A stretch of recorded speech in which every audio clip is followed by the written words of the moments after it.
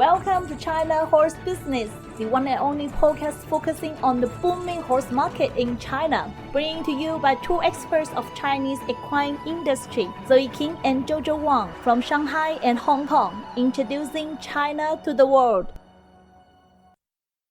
Good morning, Zoe. How are you?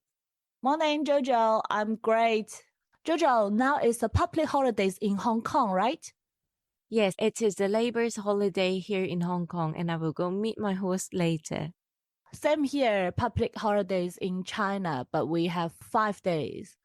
Cool, and I'm sure your horse will miss you. So what's in our China news today? Okay, we're right there, Zoe. Recently, the Sport Bureau issued the draft of the first National Student Youth Game Competition regulation. So what is important in the regulation is equestrian is included in the summer competitions. There are 47 summer competitions on the list, and 2 of them are horse-related. The first one, of course, is equestrian. The second is part of the modern pentathlon.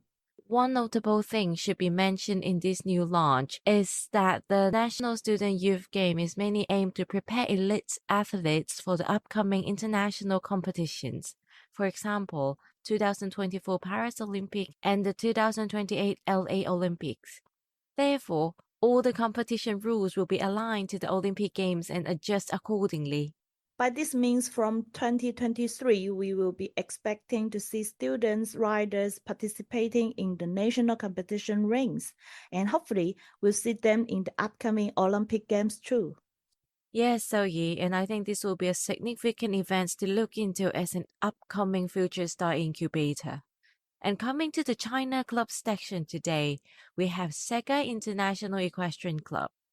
Listeners who stick with our podcast should already heard about the concept that some Chinese riding clubs are built in big shopping malls in China. These riding clubs focus on using small ponies to attract young riders to begin riding and develop an interest in the sport. These riders will usually move to bigger riding clubs once they are older or become more experienced and need a bigger pony or a horse.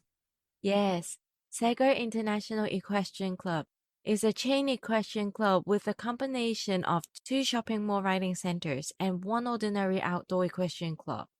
Saga's first shopping mall riding center was built in Suzhou and established in 2017. And with the business success, they built another shopping mall riding center in Shanghai by the end of 2019. And within 1 year in 2020, the company opened their first outdoor riding school in Suzhou to undertake the developed rider from the 2 shopping mall riding center. Yes, and with the successful business model, the outdoor riding center is facilitated with 2 outdoor arenas, which is 16 times 90 square meters and 14 times 70 square meters in size, and planning to extend another 8,800 square meters riding space in the upcoming future. This club adopts the CEA National Rider Grading System for members' education. In 4 years' time, they had already accumulated 300 riders passing different stage exams. Furthermore, from the beginning of the club's establishment, the club takes up responsibilities in return to community. From May 2018, the club works together with the Lion Club in providing 60 terms of equine assisted therapies to autistic and cerebral palsy children, aiming to benefit needy families. Yes, Zoe, and it is nice to observe increasing number of equestrian clubs are undertaking different responsibility in returning to the community. Right, coming to our China story today, we have invited a guest from Spain and now working in the capital of China, Beijing. Let's listen to our conversation with Jose.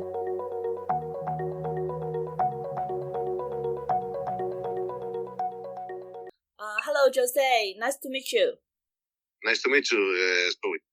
Yeah, thank you for having the time for this interview. So could you please tell us what was your activities before coming to China? I'm from Barcelona. About 30 years of experience I farrier and all my life in the horse world.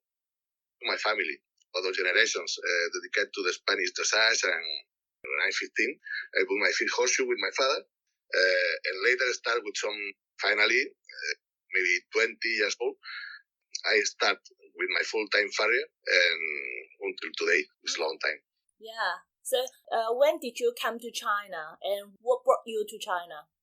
In 2015, one farrier talked with me about in the horse industry in Beijing. Finally, contact with my manager in the club come to China. I start for 3 months, but finally continue to the practice. You have been here for 7 years now. 7 years. So before COVID, your team were very active in China in the competitions for the top tier horses, especially the Bird's Nest, the FEI World Championship. And I just see them everywhere in China. So what was your business doing? Well, when I come to China, some bad, and I think it's good to make one team for collaborate with the clubs and the vets and the farriers and all the people involved in the horse industry. Yes. And my idea is implement a working system about training the farriers in China, help the horse, the competition. Yes. Yeah, start investing in tools and materials, finally find some European professional and make a work team. Yes, very nice idea indeed. So having said that you're in China for 7 years now, so what do you think it will help China horse market to further grow or develop? Thing is try to make association, the farriers associations, vet associations, and try to improve the professional farriers. Need improve more the theory, the anatomy, the biomechanics of the horse. A lot of theory, but need to improve more the experience. One association is possible send guys to learn to other countries. Okay, yes, very good idea, I think. And I hope this will happen when the population of farm market go bigger in China in the future. So you are going back to Spain, right? Yeah, in June. What is your plan?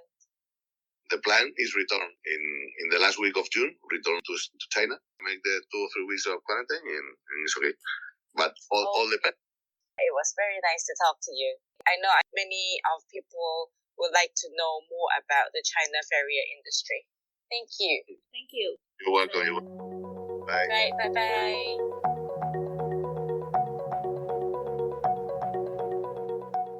As more horses are going into different competition in the emerging market in China, I would say professional farrier is a massive shortage in the country. We know some college and universities are interested in establishing farrier training program. Yeah, so if you have any ideas in cooperate with Chinese universities and college and clubs, please send us an email at contact@wonder-horse.com.